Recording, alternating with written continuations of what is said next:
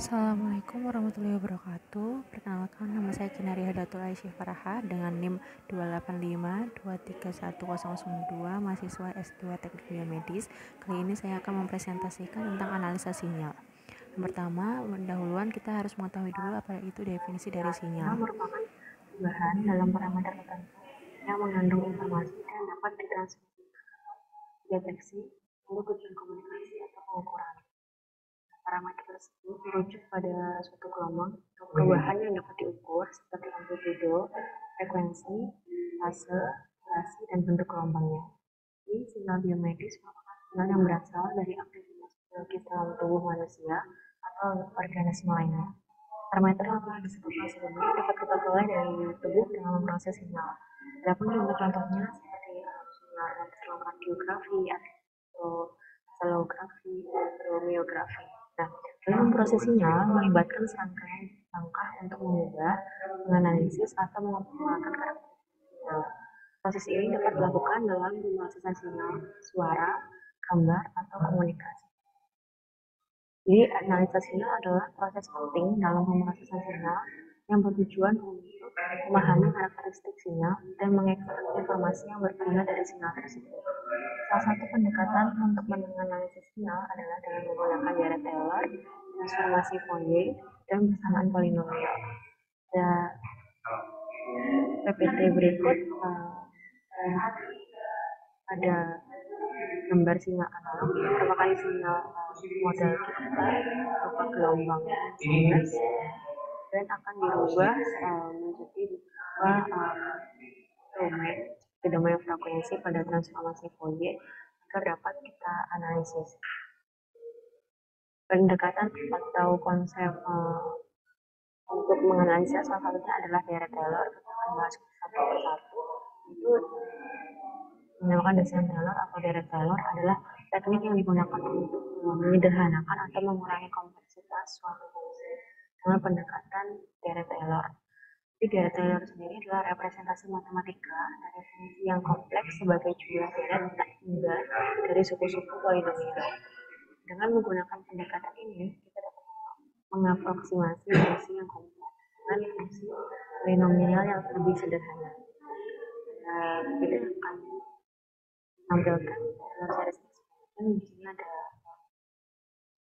fungsi matematikanya. Jadi kelebihannya adalah dapat menggunakan desain Taylor ini untuk menyederhanakan fungsi sinyal yang kompleks menjadi bentuk polinomial yang lebih sederhana. Akan tetapi ada kekurangannya, yaitu kesulitan menentukan jumlah suku yang diperlukan dan adanya keterbatasan pada sinyal non polinomial. Lalu untuk pendekatan dalam menganalisis sinyal kita dapat menggunakan transformasi Fourier atau bisa disebut dengan TF atau Fourier transform dalam bahasa Inggris. Jadi transformasi Fourier adalah alat matematika yang sangat penting dalam analisis. Transformasi Fourier digunakan untuk memecah sinyal menjadi komponen-komponen frekuensi yang berbeda. Jadi dalam perkembangan ini transformasi Fourier ini memang merubah dari dimensi waktu menjadi dimensi atau domain frekuensi. Dengan cara ini kita dapat menganalisis sinyal dalam domain frekuensi yang seringkali lebih mudah dipahami daripada dalam domain waktu. Jadi kita terbantu sekali dengan adanya transformasi Fourier karena mengubah domain waktu menjadi domain frekuensi, di mana yang lebih mudah dipahami yaitu domain frekuensi. Nah, transformasi Fourier sering digunakan untuk mendeteksi frekuensi dominan dalam sinyal, menghilangkan noise, untuk menganalisis frekuensi juga, dan menemukan komponen sinyal yang dominan. Adapun kelebihannya adalah yang pertama, untuk menganalisis komponen-komponen frekuensi dalam sinyal di domain frekuensi ini jadi lebih informatif dengan menggunakan transformasi Fourier daripada domain waktu. Lalu yang kedua, penghilangan atau mengurangi noise untuk memisahkan sinyal dan noise dalam domain frekuensi. Dan yang ketiga, transformasi ini efisien sehingga memungkinkan pemrosesan sinyal dalam komputasi secara cepat, bahkan untuk sinyal yang kompleks. Biasanya yang disebut fast transformasi atau fast Fourier transformasi, FFT. Tapi ada kekurangannya, yaitu adanya analisis sinyal ini terkait waktu. Ada kemungkinan dapat hilang karena transformasi Fourier menganalisis dalam domain frekuensi. Yang kedua, asumsi transformasi Fourier bersifat linier dan stasioner, sedangkan sinyal fisis yang di alam seringkali non-linier dan tidak stasioner. Yang ketiga, keterbatasan menangani sinyal resolusi waktu atau frekuensi yang tinggi.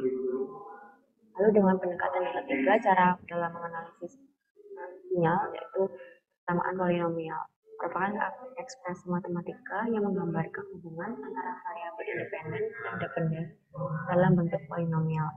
Dalam konteks analisis sinyal, persamaan polinomial dapat digunakan untuk melakukan aproximasi atau fitting terhadap data sinyal. Jadi, pencocokan data sinyal. Ini berguna untuk memodelkan dan menganalisis tren atau pola dalam data sinyal. Adapun kelebihannya yaitu dapat melakukan fitting terhadap data sinyal untuk mengidentifikasi tren atau pola yang mungkin tersembunyi dalam sinyal tersebut. Lalu yang kedua, bentuk persamaan yang sederhana ini lebih mudah diimplementasikan. Yang ketiga, dapat memberikan aproksimasi yang baik terhadap data sinyal dengan memilih derajat polinomial yang sesuai. Kita dapat memodelkan tren atau pola yang akurat. Dan yang terakhir, fleksibilitas untuk memodelkan sinyal ini bersifat linear maupun non-linear, jadi lebih fleksibel untuk semua sifat sinyal. Akan tetapi ada kekurangannya, yaitu yang pertama, risiko terjadinya overfitting. Karena kelebihannya yaitu salah satunya dapat melakukan fitting, sehingga kita bisa tahu adakah data-data atau sinyal yang tersembunyi dalam komponen seluruh sinyal, kelompok sinyal atau kelompok data grup tersebut. Kurangannya ya akan terjadi kemungkinan overfitting hingga data bisa disebut tidak akurat. Lalu yang kedua, keterbatasan representasi jenis pola sinyal yang kompleks. Ketiga, cenderung sensitif terhadap pergeseran data, seperti misalnya ada penurunan yang tajam atau lonjakan atau kenaikan yang signifikan atau yang tajam juga. Jadi ada data yang turun drastis atau naik drastis, cenderung akan bergeser dengan persamaan polinomial. Lalu yang keempat, tidak selalu cocok untuk menganalisis sinyal yang bersifat non-stasioner. Adapun dalam menganalisis sinyal ini kita menggunakan beberapa metode atau konsep dasarnya, ada interpolasi, ekstrapolasi, dan regresi. Interpolasi sendiri adalah metode yang digunakan untuk mengisi nilai di antara data yang diketahui berdasarkan data yang sudah ada. Jadi misalnya kita sudah punya data, tetapi data tersebut tidak lengkap. Jadi di antara data tersebut kita bisa menggunakan interpolasi untuk mengisi nilai-nilai yang hilang atau yang tersembunyi. Nah, proses ini membantu dalam membuat estimasi atau perkiraan nilai yang tidak terdapat dalam deretan data, namun berada di antara dua titik data yang sudah diketahui. Interpolasi sering digunakan dalam dunia komputasi, seperti dalam pemulatan secara digital untuk memperbaiki resolusi gambar yang rendah.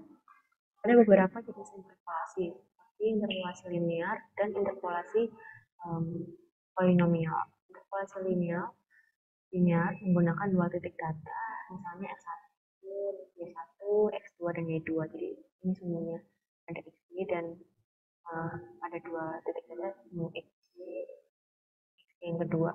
Untuk mencari nilai Y yang terletak di antara kedua titik tersebut dengan rumus yang sudah saya tunjukkan di dalam PPT. Interpolasi yang kedua menggunakan tiga titik data, misalnya ada data dengan dua sumbu yang sama X dan Y, jadi ada tiga untuk mencari nilai Y yang berada di antara dengan rumus yang lebih kompleks. Interpolasi juga dapat digunakan dalam situasi di mana data hilang dan perlu diperbaiki. Misalnya kita memiliki data dengan dua variabel X dan Y, misalnya salah satunya itu data hilang. Jadi kita bisa menggunakan interpolasi linear untuk mencari nilai yang hilang berdasarkan data yang kita punya, data yang sudah ada. Proses ini melibatkan pembentukan fungsi linear dengan mencari nilai slope atau gradiennya M dan intercept atau B. Kemudian menggunakan fungsi tersebut untuk menghitung nilai Y yang hilang. Itu contoh interpolasi linear. Fungsi interpolasi dan interpolasi linear. Ini ada scatter plot ini, jadi melibatkan penggunaan garis lurus untuk menghubungkan dua titik data yang diketahui. Nah, jadi misalnya di sini ada dua titik, ada titik A dan B. Misalnya ada dua sumbu di setiap titik, ada sumbu X dan Y, jadi ada A, YA, XB, dan YB. Kita memiliki dua data. Kan kita seharusnya memiliki tiga, tapi hilang satu atau tersembunyi satu. Nah, untuk data yang hilang tersebut bisa kita gunakan interpolasi linear agar mendapatkan data yang hilang. Jadi kita perlu menggunakan iterasi agar dapat menebak nilai dari data yang hilang. Berdasarkan pengukuran yang sebelumnya, pernah diketahui bahwa pola data yang terbentuk variabel X dan Y ini divisualisasikan dengan menggunakan scatter plot adalah pola linear. Ini merupakan interpolasi yang dilakukan menggunakan metode linear. Interpolasi ini dilakukan terlebih dahulu membentuk fungsi linear. Dengan kata lain, kita perlu mencari nilai slope atau nilai gradien M-nya dan intercept atau B. Nilai M ini dihitung sebagai rasio selisih dua titik pada sumbu Y dan sumbu X yang dapat dituliskan melalui persamaan yang sudah saya masukkan. M sama dengan Y2 per min Y1 per X2 min X1. Lalu B-nya nilai titik potongnya pada sumbu Y. Itu sama dengan Y2 min M gradien dikali X2. Jadi metode ini dapat dibilang merupakan metode interpolasi yang sangat sederhana. Sampai kita dapat dengan mudah mengimplementasikannya, metode ini memiliki potensi error numerik yang jika jarak antara kedua titik berdekatan, lagi jika selisih penyebut X2 dibanding X1 nya sangat kecil, akan menghasilkan nilai Y yang sangat besar. Samping adanya potensi error numerik tersebut, metode ini menjadi dasar bagi metode interpolasi lain yang lebih kompleks. Jadi ini merupakan metode yang paling dasar untuk dilakukan pengembangan dari metode interpolasi linear ini. Adapun interpolasi yang kedua yaitu polinomial, merupakan teknik interpolasi dengan mengasumsikan pola data yang kita miliki mengikuti pola polinomial baik berderajat linear maupun derajat tinggi. Jadi dengan metode ini dilakukan terlebih dahulu membentuk persamaan polinomial. Persamaan polinomial yang terbentuk selanjutnya digunakan untuk melakukan interpolasi dari nilai yang diketahui atau ekstrapolasi, prediksi dari nilai yang di luar rentang data yang kita ketahui. Interpolasi polinomial melibatkan pembangunan suatu polinomial yang melewati semua titik data yang diketahui. Dengan menggunakan metode ini, kita dapat memperkirakan nilai di antara titik-titik data dengan cara memasukkan nilai-nilai tersebut ke dalam persamaan polinomial yang telah dibangun. Ada gambar, saya memberikan contoh. Di sini gambar yang sebelah kanan, ini merupakan persamaan atau interpolasi linear, karena dia menggunakan dua titik sebagai data model yang diketahui, lalu dicari data yang di tengah merupakan X dianggap X1 di sini.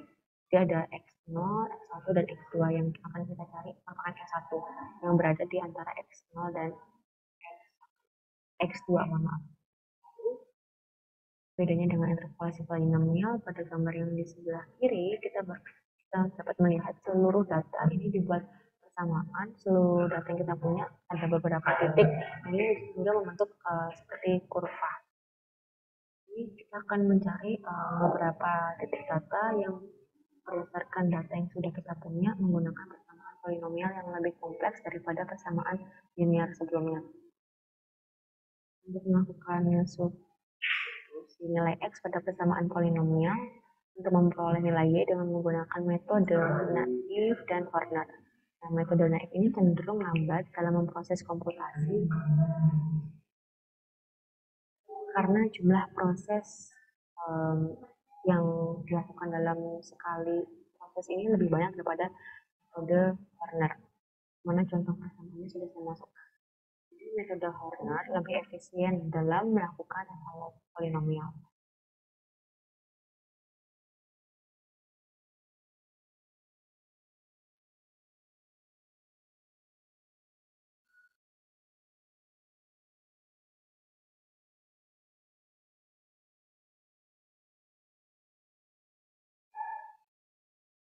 Ketika ada interpolasi spline, membagi data menjadi segmen-segmen kecil dan membangun polinomial yang berbeda di setiap segmen.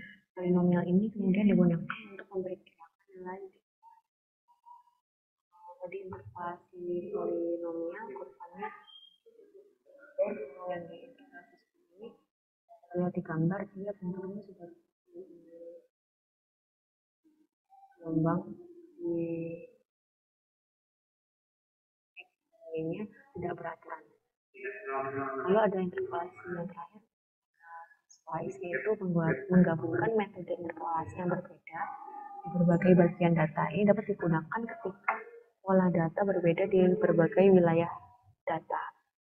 Ini pada gambar ini interpolasi menjadi bisnis kontan. Lihat pada gambar sebelah kiri, dan untuk grafik hasil interpolasi bisnis ini dapat dilihat di gambar sebelah ini. Ini gunanya untuk pola data yang menyebar di berbagai wilayah data. Ini hubungan antara interpolasi dengan transformasi Fourier terletak pada konsep analisis sinyal dalam domain waktu dan domain frekuensinya. Ini interpolasi sebagai persiapan untuk transformasi Fourier. Sebelum melakukan transformasi Fourier pada sinyal, kadang perlu melakukan interpolasi untuk mengatakan data atau memperluas rentang data. Hal ini membantu dalam menghasilkan representasi yang lebih akurat dalam domain frekuensi. Lalu interpolasi dalam domain frekuensi yang ada di transformasi Fourier pada beberapa kasus misal menggunakan teknik interpolasi spektral. Kita dapat melakukan interpolasi di antara titik-titik data spektral tersebut untuk mendapatkan representasi yang lebih halus dalam domain frekuensi. Dan itu kita juga dapat mengolah gambar kita menggunakan interpolasi untuk meletakkan citra dan kemudian melakukan transformasi Fourier agar didapatkan hasil spektrum analisa spektrum frekuensi gambar tersebut. Jadi dengan penggunaan konsep atau metode interpolasi digabungkan dengan transformasi Fourier dalam menganalisis sinyal adalah dua konsep ini berbeda tetapi dapat saling melengkapi dalam menganalisis sinyal, terutama dalam konteks meratakan data, memperluas rentang data, atau dapat mendapatkan representasi yang lebih akurat dalam domain waktu atau frekuensi, dan itu juga dapat membuat gambar lebih smooth, lebih halus, dan lebih jelas dengan adanya penggabungan transformasi Fourier dan interpolasi.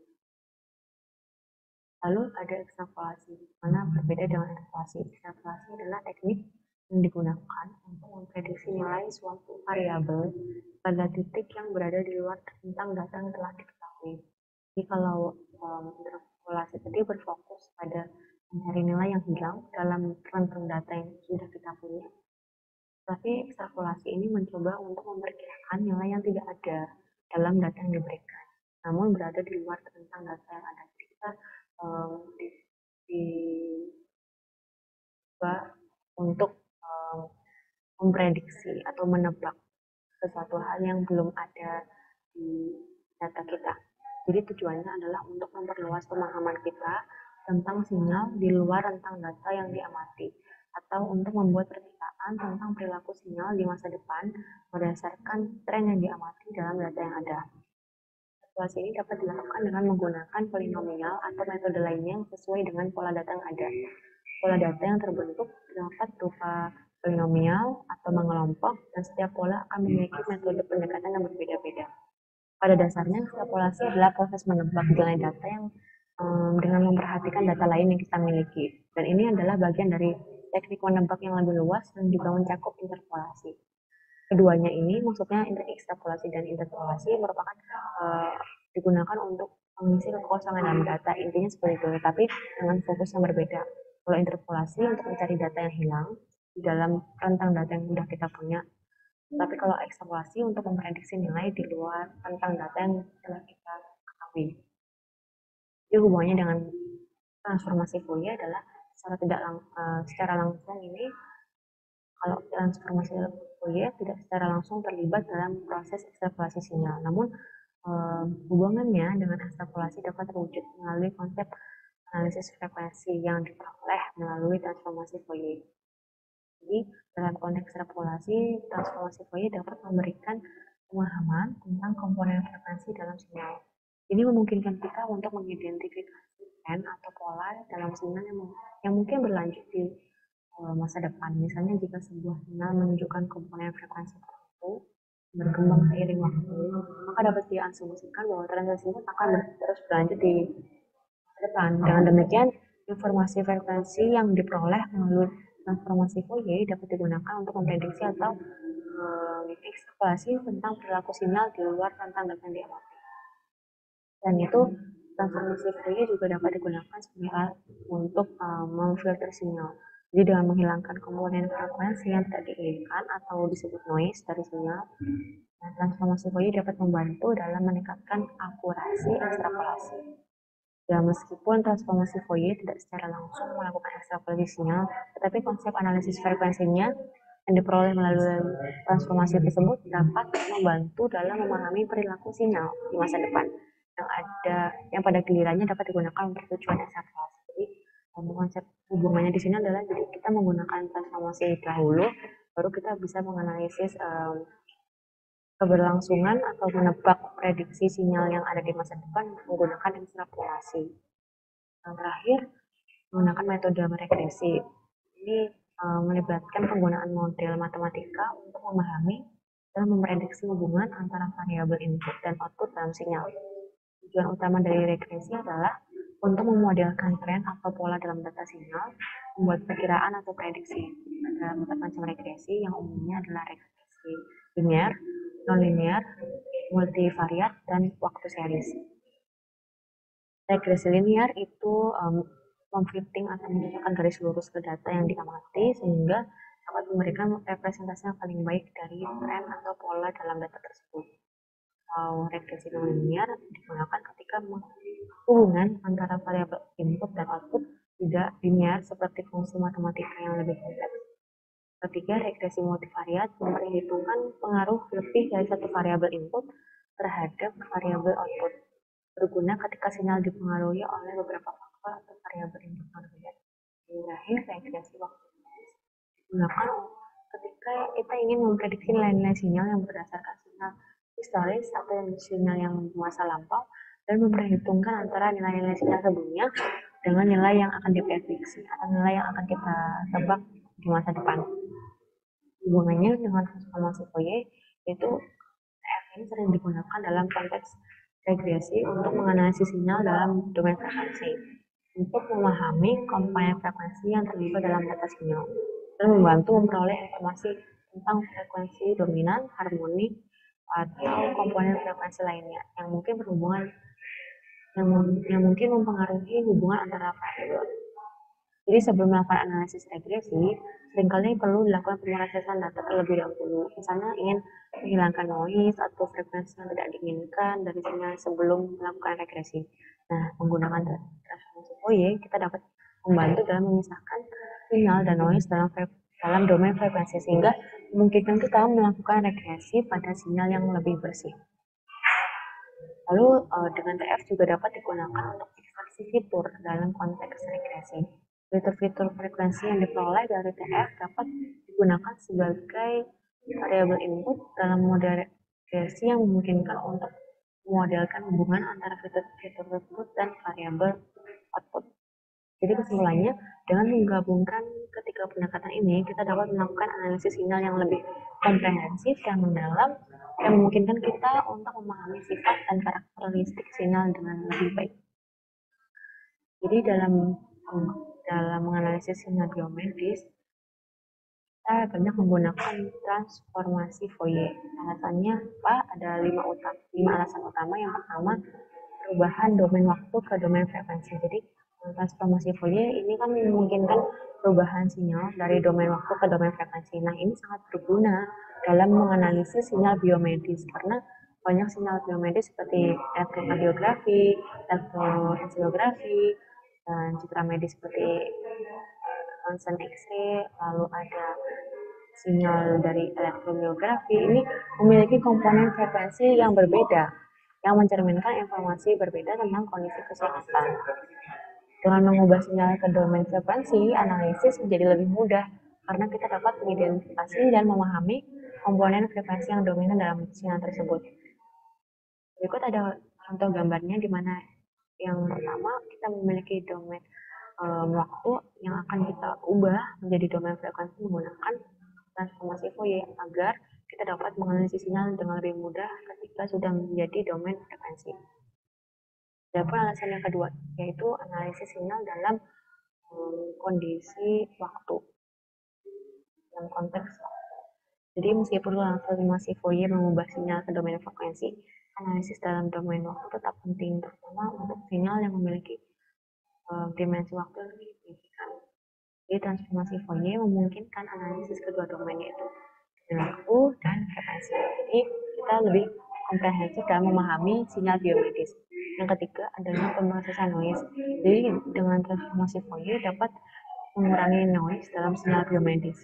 Dengan mengubah sinyal ke domain frekuensi, noise yang berada dalam domain waktu dapat lebih mudah diidentifikasi dan hilangkan sehingga meningkatkan kualitas sinyal. Kaitannya dengan alasan yang keempat yaitu pemisahan sinyal. Jadi ketika kita ingin menghilangkan noise atau frekuensi yang tidak diinginkan, kita dapat memisahkan sinyal dengan noise. Jadi dalam pemrosesan sinyal biomedis, kita dapat memungkinkan menganalisis lebih dalam tentang komponen-komponen yang ada dalam sinyal karena noise-nya sudah kita lepaskan atau kita hilangkan dan hanya tersisa sinyal yang asli atau sinyal yang bersih, sehingga kita dapat menganalisis sinyal tersebut jadi data yang lebih akurat. Contohnya dalam EKG kita ada frekuensi yang berbeda dapat menunjukkan aktivitas jantung yang berbeda seperti takikardia atau bradykardia. Dan alasan yang terakhir, yang kelima, penggunaan dalam algoritma dan metode analisis. Jadi banyak algoritma dan metode analisis yang digunakan dalam pemrosesan sinyal biomedis seperti analisis spektral, analisis frekuensi, dan pemrosesan sinyal digital secara inheren menggunakan transformasi Fourier. Jadi karena transformasi inilah kita dapat memungkinkan memanipulasi dan menganalisis sinyal yang lebih efisien dan efektif. Dengan demikian, transformasi Fourier menjadi alat yang sangat penting dalam pemrosesan dan analisis sinyal biomedis karena kemampuannya untuk memisahkan komponen-komponen sinyal, mengurangi noise, dan memungkinkan pemahaman yang lebih baik tentang sinyal biomedis.